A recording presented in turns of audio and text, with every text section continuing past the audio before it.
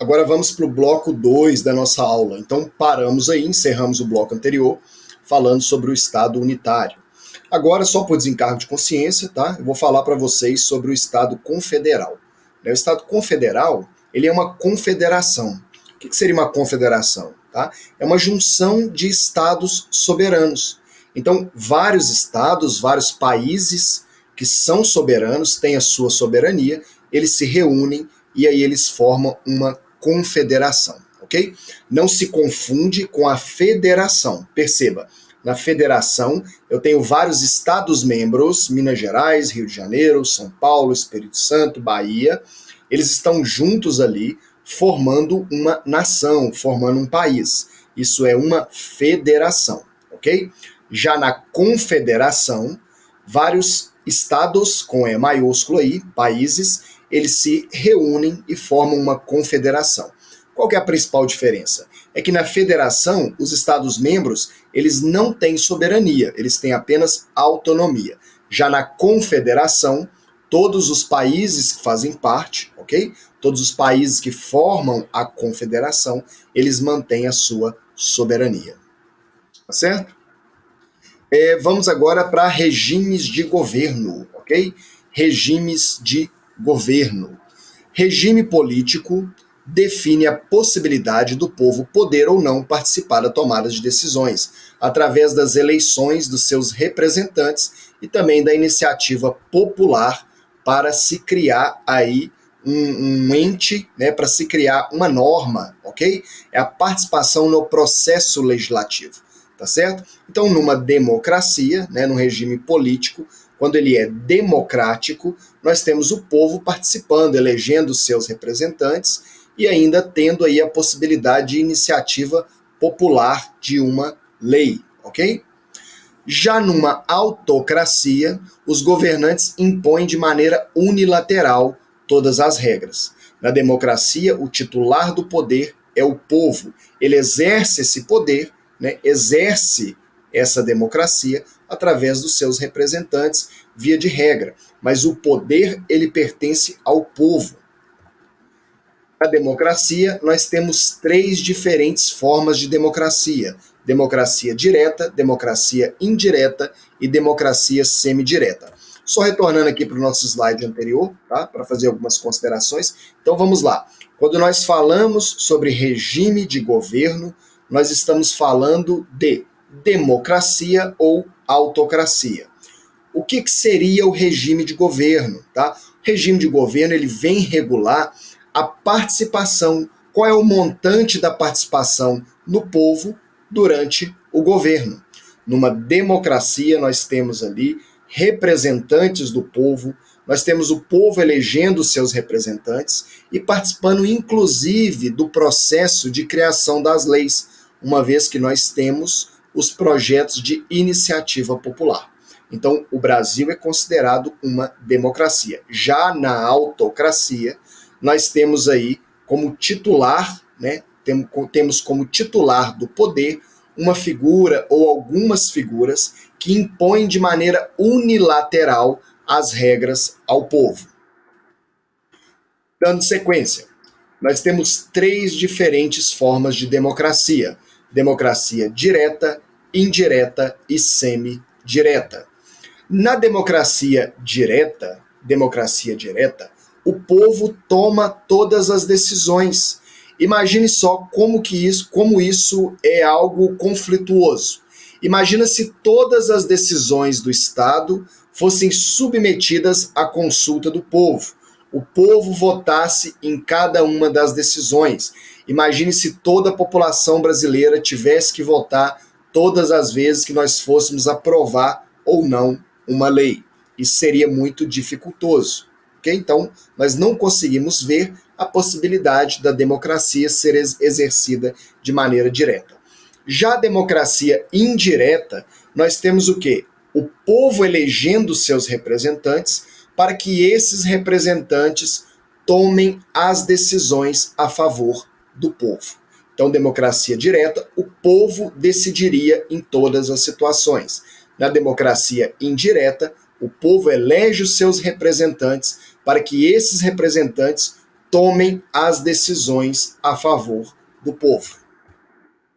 Seguindo aí, o Brasil adotou uma forma de democracia que não é nem direta nem indireta. Nós chamamos ela de democracia semidireta. Essa é adotada no Brasil. Por que nós classificamos o Brasil como uma democracia semidireta? Porque nós temos, em regra, os representantes do povo, senadores, deputados federais, deputados estaduais, vereadores. Nós temos, em regra, os representantes do povo tomando as decisões, propondo projetos de lei, votando, aprovando ou não esses projetos de lei. Mas nós temos também a participação popular direta, que seria principalmente através de 3 institutos: o plebiscito, o referendo e a iniciativa popular de lei. Então, note que no plebiscito o povo é consultado. No referendo, o povo também é consultado. E em relação à iniciativa popular de lei, o povo pode se reunir e, preenchidos os requisitos necessários, esse projeto vai para aprovação no Congresso Nacional. Tá certo? Diferenciação aí entre plebiscito e referendo. Então vamos lá. Diferenciação entre plebiscito e referendo. Bom, plebiscito é uma consulta popular que ocorre antes da criação da lei. O referendo é uma consulta popular que ocorre após a criação da lei. Então, o bizu aí, para não esquecer em que momento ocorre o plebiscito ou o referendo, é só você vincular a palavra plebiscito a pré, ok? Ao invés de pré, ou seja, é uma consulta prévia. No plebiscito, nós temos uma consulta popular feita de maneira prévia. Já no referendo, a consulta é posterior à criação da lei. Tranquilo? Vamos lá. Democracia semidireta, já falamos, também chamada de democracia participativa. O povo elege os seus representantes para tomadas de decisões. O povo preserva algumas formas de atuação direta. E aí nós citamos plebiscito, referendo e iniciativa popular no processo legislativo, ok? Seguindo aí, né? Vamos lá. Estado democrático. Então, o Brasil é um Estado democrático de direito. O Brasil é um Estado democrático de direito. Então, vamos só conceituar, tá? Estado de direito. O que é um Estado democrático de direito? No Estado democrático de direito, nós temos os governantes eleitos pelo povo, governando de acordo com as leis que foram previamente estabelecidas, ok? Então, nós temos no Estado de Direito um governo que governa não de qualquer forma, mas ele governa limitado pela lei. Por que isso é necessário? Porque isso gera para o cidadão, ao menos em tese, isso gera para o cidadão uma garantia de que o governo não será um governo arbitrário. Bom, nós podemos destacar aí alguns pontos, alguns princípios que geralmente estão presentes no Estado democrático de direito. Seriam eles: princípio da legalidade. E aí, quando nós falamos de princípio da legalidade, né, princípio da legalidade no que se refere à administração pública, isso significa dizer que o poder público, o governo, todas as instituições públicas, elas só podem agir de acordo com aquilo que a lei as autoriza. Então, o que o poder público pode fazer? Aquilo que a lei o autoriza a fazer. Se a lei não diz expressamente que o poder público pode praticar uma ação, significa que ele não pode, por força do princípio da legalidade.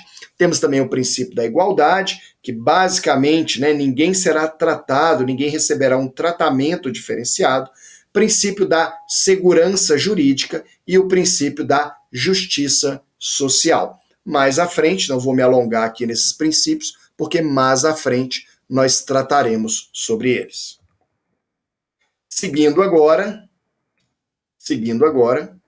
nós veremos aí os fundamentos da República Federativa do Brasil, tá? Os fundamentos. Então, até agora, basicamente, nós falamos sobre o artigo 1º em seu caput. Agora nós vamos falar sobre aí os fundamentos da República Federativa do Brasil. E aí nós temos 5 e cai muito em prova.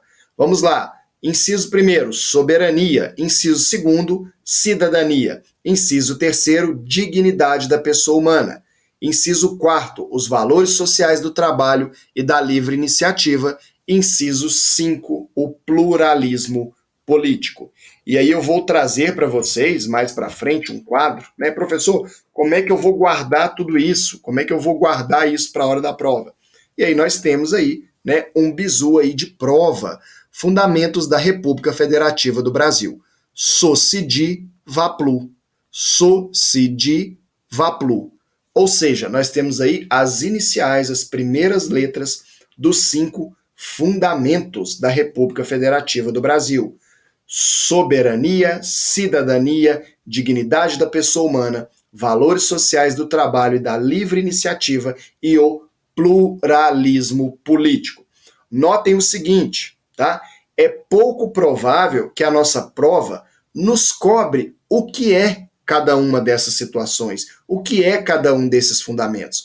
O que a prova provavelmente cobrará é se você sabe esses 5 fundamentos. E como eu disse no princípio, ela vai tentar te confundir. Ela vai colocar aí um objetivo, ela vai colocar algum princípio que rege as relações internacionais no sentido de te confundir. Então, para decorar aí, ok? Os 5 fundamentos da República Federativa do Brasil, basta gravar esse mnemônico, Socidi Vaplu. Não tem erro. Tranquilo? Vamos lá. Por desencargo de consciência, falaremos um pouco sobre cada um deles. Então, soberania significa autodeterminação, não está subordinado no plano internacional. Então, dizer que o Brasil é um país soberano significa que o Brasil ele não aceitará influências de outros países sobre as questões internas aqui no Brasil. É por isso que o Brasil defende a soberania. Então o Brasil ele organiza suas próprias regras e ele não aceita interferências externas aqui no seu país, aqui no nosso país. Tranquilo? Do mesmo modo como o Brasil não aceita interferência de outros países aqui no Brasil, o Brasil também preza pela não intervenção em outros países, em outros estados, com E maiúsculo, que sejam independentes, que sejam soberanos. Certo? Já falamos aí, já deixei aí, tá no material de vocês, na apostila de vocês, o quadro aí bisurado para não esquecer nunca mais. Tranquilo? Falamos então sobre a soberania, cidadania, tá? Basicamente, quando nós dizemos que alguém é cidadão, isso se refere a ter cidadania, ser um cidadão, é ter o direito de votar e ser votado. Ou seja, é participar da vida política, tá? Basicamente, quando nós falamos sobre cidadão, nós falamos sobre direitos políticos, ok? Mas não é só isso, tá? A cidadania, como fundamento aí da República Federativa do Brasil, ela vai mais além. Ela está falando de ser titular de direitos fundamentais. Os direitos fundamentais são todos esses que nós vamos estudar a partir do artigo 5º da Constituição Federal. Depois nós temos a dignidade da pessoa humana, tá? Ela tem um fundamento mais abrangente, tá? Ela contempla não só os direitos fundamentais, mas algo que vai além. Como eu disse para vocês, é pouco provável que a nossa prova cobre o que é e peça uma explicação ou coloque isso lá nas questões. É mais provável que ela pergunte algo no sentido de você saber quais são os fundamentos. Então, os direitos humanos, eles ganham força principalmente depois da Segunda Guerra Mundial, onde nós temos aí várias atrocidades acontecendo. Então, a humanidade, que se achava muito evoluída, percebe que ela precisa normatizar, ela precisa deixar clara que algumas situações não podem ocorrer novamente. Valores sociais do trabalho e da livre iniciativa. O trabalho no Brasil constitui um direito social. Os indivíduos garantem a sua subsistência através do trabalho. Então, vigora a liberdade profissional. Por que vigora a liberdade profissional? Nós estamos dizendo o seguinte, que se uma atividade é lícita, a pessoa tem o direito, com base nos valores sociais do trabalho e também da livre iniciativa, ela tem o direito de exercer aquela atividade. Obviamente, algumas atividades são reguladas por lei. Então, eu quero exercer a medicina. Ok, você precisa cursar a faculdade de medicina, ter o seu CRM para então clinicar, para então ser médico, ok? Então, nós temos algumas profissões que está previsto em lei algumas exigências específicas para que a pessoa a exerça. No mais, todos têm direito de desenvolver uma atividade, desde que ela seja uma atividade lícita, ok? Quando nós falamos de livre iniciativa, nós estamos falando da liberdade que alguém tem de abrir uma empresa. Então, note, qualquer brasileiro pode ir lá, abrir uma empresa e empreender, se tornar um empreendedor. Em alguns países, isso não é possível ou não é tão simples assim. Por fim, nós temos o pluralismo político, que basicamente se materializa na liberdade de defesa de diferentes ideologias e crenças, ok? Quando nós falamos de pluralismo político, nós não podemos confundir com pluralismo, com pluripartidarismo. Pluripartidarismo é no sentido de nós termos aí vários partidos políticos. Já o pluralismo, ok? Vamos lá, travou aqui. Pluralismo político se resume em que são livres as pessoas para manifestarem diferentes ideologias e crenças. Eu posso seguir uma ideologia política de direita, eu posso seguir uma ideologia política de esquerda. Então, quando nós falamos sobre o pluralismo político, nós estamos indo além de partidos políticos e nós estamos falando da ideologia, do pensamento, das convicções e crenças de cada um. Certo? Seguindo aí agora, vamos falar aí agora sobre o artigo 2º. Olha o que ele diz. São poderes da União independentes e harmônicos entre si. O legislativo, o executivo e o judiciário. Então nós temos aí consagrados no artigo 2º a divisão de poderes. Há uma divisão de poderes, ok? Professor, mas isso aí é óbvio. Não, quando nós voltamos historicamente falando, nós vamos encontrar, principalmente na Idade Média, da Idade Média para trás, o que acontecia? Nós tínhamos um rei, um imperador. Esse imperador criava as leis. Olha, ele criava as leis. Ele também administrava aquela nação. E ele também julgava os conflitos. Então, olha, administrar o Estado, criar as leis e julgar os conflitos com base nas leis. Nós temos aqui o que é a representação dos três poderes. Executivo, no sentido de gestor público, legislativo, no sentido de criar as leis, e o judiciário, no sentido de julgar, no sentido de aplicar a lei. Então, nós tínhamos os três poderes sendo concentrados nas mãos de uma única pessoa.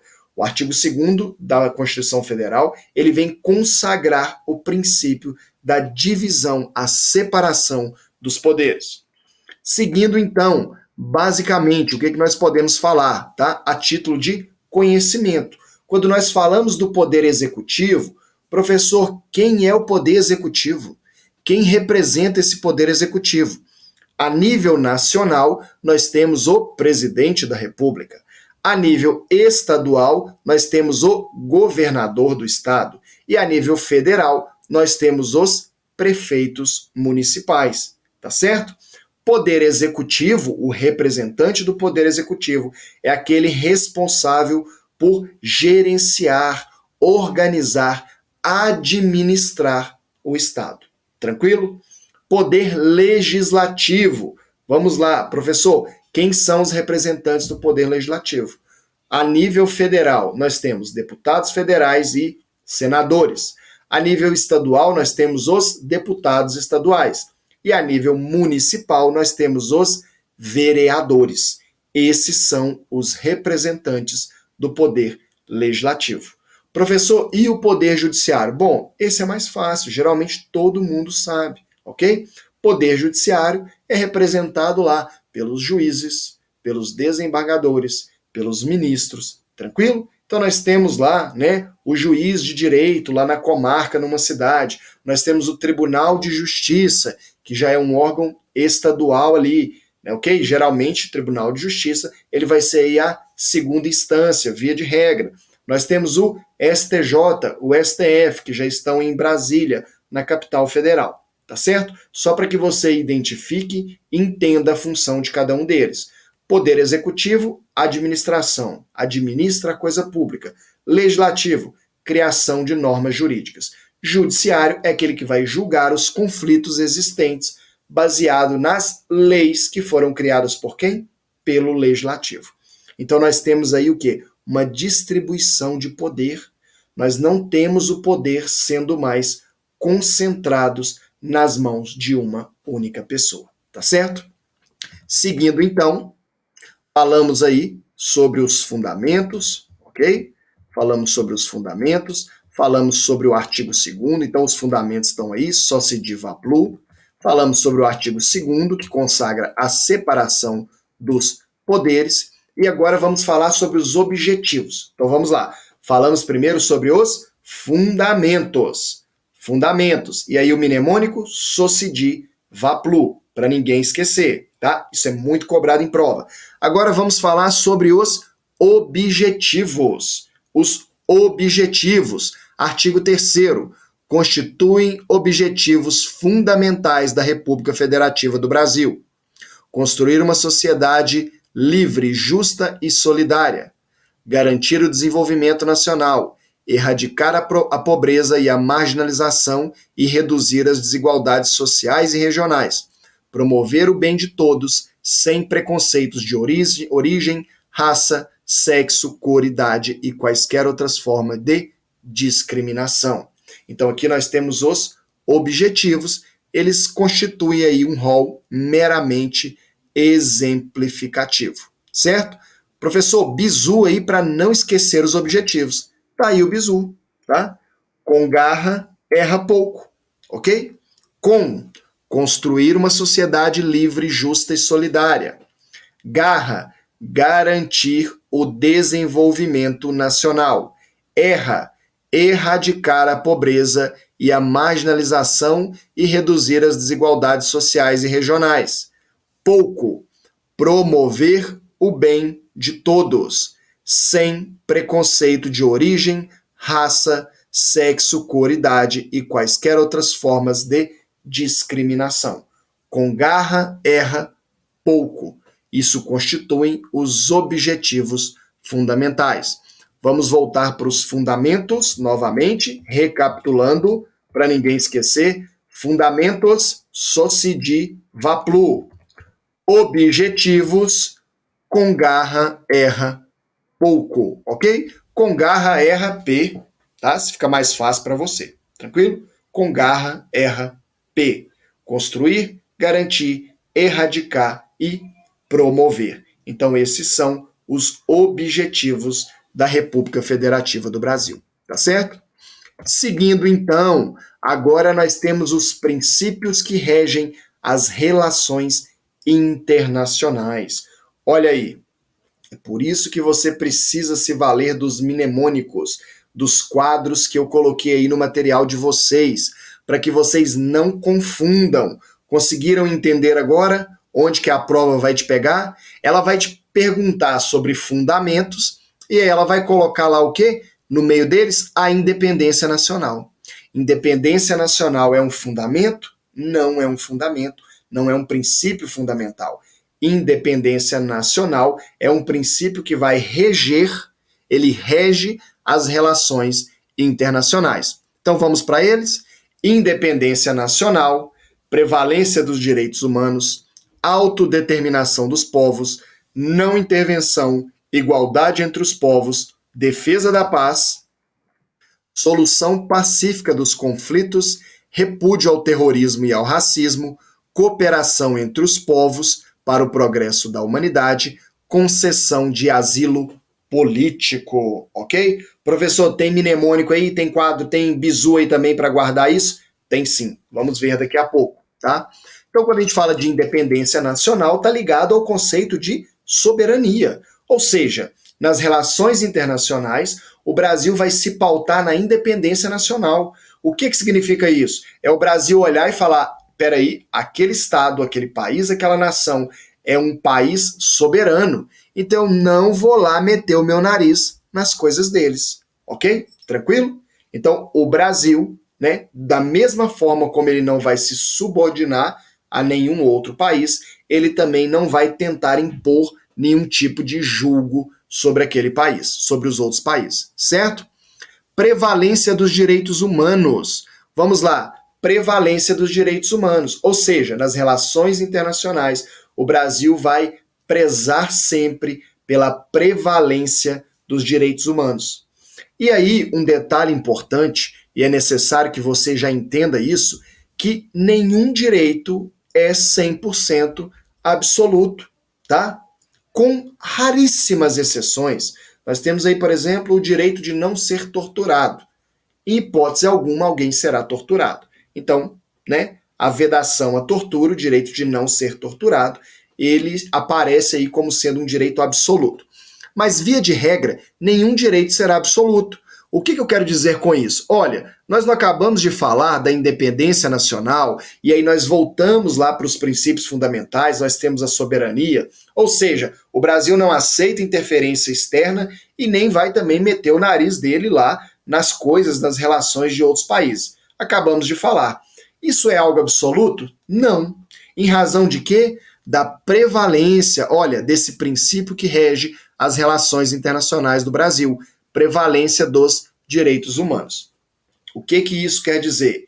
Que caso o Brasil visualize, observe que em algum outro país está havendo uma grave violação dos direitos humanos, o Brasil pode sim optar por realizar ou apoiar uma intervenção naquele local.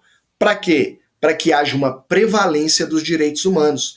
Nenhum país, nenhuma nação pode se valer da independência nacional e da sua soberania para praticar crimes contra a humanidade, crimes que ferem gravemente os direitos humanos, ok? Seguindo, então, igualdade entre os estados, defesa da paz e solução pacífica dos conflitos, ok? Então, igualdade, sobretudo, né, é aquela igualdade jurídica, já que as pessoas são diferentes. Mas aqui, quando nós falamos sobre igualdade entre os estados, né, visa, né, o objetivo é dizer que todos sejam tratados de maneira igual, ok? Quando nós falamos sobre a solução pacífica entre os conflitos, solução pacífica dos conflitos, o Brasil defende que os conflitos internacionais devem, sempre que possível, serem resolvidos de forma desarmada, ou seja, não devem haver conflitos, não deve haver conflitos armados, tá ok? Vamos lá então, seguindo, repúdio ao terrorismo e ao racismo, propósito de resguardar a condição humana do indivíduo. São crimes contra a humanidade. O terrorismo, associação, ação de grupos que agem à margem da lei e utilizam condutas vis para a persecução de seus objetivos. O racismo diz respeito a tratamento discriminatório. Então, no caso do terrorismo, o terrorismo está associado à ação de grupos que agem à margem da lei e utilizam condutas vis para a persecução de seus objetivos. São lá os atentados terroristas, ou seja, na persecução de seus objetivos, os perpetradores desses atos terroristas, eles agem contrário à lei. Já em relação ao racismo, ok? O Brasil repudia o terrorismo e o racismo. Já em relação ao racismo, seria aí qualquer tipo de tratamento discriminatório que restringe direitos e não respeita a condição do ser humano de alguém. Por fim, tá? Ainda baseado, ok? ainda baseado nessa igualdade aí, nós temos o quê? Por fim, por último, a concessão de asilo político ao estrangeiro que esteja sendo perseguido em seu país por crime político ou de opinião. Então vamos só retornar no nosso rol lá, inciso 10, concessão de asilo político. Nas relações internacionais, o Brasil ele preza pela concessão de asilo político. Professor, o indivíduo cometeu um crime lá no país dele, veio para o Brasil e pediu aqui asilo político no Brasil. O Brasil vai conceder? Não. Por quê? Esse asilo só será concedido, essa concessão de asilo político, ela é concedida apenas no cometimento de crime político ou de opinião. Tranquilo? Então imaginei, crime de opinião. O indivíduo criticou o governo do país dele. E aí ele fugiu para o Brasil, porque eles queriam prendê-lo lá no país dele. Criticar o governo é crime. Ele foge para o Brasil. E o Brasil vai fazer o quê? Conceder para ele asilo político. Vai recebê-lo aqui no Brasil. Ele poderá ficar aqui, residindo no Brasil. Ele vai receber a proteção do governo, porque ele está sendo perseguido por um crime de opinião. E assim também vale para os crimes políticos. Tá certo? Finalizando aqui, então, a nossa aula, né? Já estamos caminhando aí para o final. Encerrando, nós temos aqui o bizu para os princípios que regem as relações internacionais da República Federativa do Brasil. Então, falamos primeiro, sociediva plu. Vamos recapitular. Olha lá, princípios fundamentais. Os fundamentos. Opa, é o anterior. Princípios fundamentais. Os fundamentos da República Federativa do Brasil. Sociediva plu. Depois falamos sobre os objetivos. Objetivos fundamentais. Não confundir. Com garra, erra, P. Ou com garra, erra, pouco. E agora nós temos os princípios que regem as relações internacionais. Conde preso não reina, coopera igual. Conde preso não reina, coopera igual. Ok? Então vamos lá? Olha, concessão de asilo político, defesa da paz, prevalência dos direitos humanos, solução pacífica dos conflitos, não intervenção, repúdio ao terrorismo e ao racismo, independência nacional, autodeterminação dos povos, cooperação entre os povos para o progresso da humanidade, igualdade entre os estados, ok? Então nós temos aí um mnemônico para que vocês não errem, não confundam aí os princípios que regem as relações internacionais do Brasil, da República Federativa do Brasil, tá certo? Então, chegamos ao fim aí da nossa aula, tá? Agradeço a todos aí pela audiência e aguardo vocês na nossa próxima aula, onde nós começaremos a tratar de um artigo que é fundamental e que é muito cobrado em prova, o artigo 5º da Constituição Federal, tá certo? Então, um abraço a todos e até a próxima.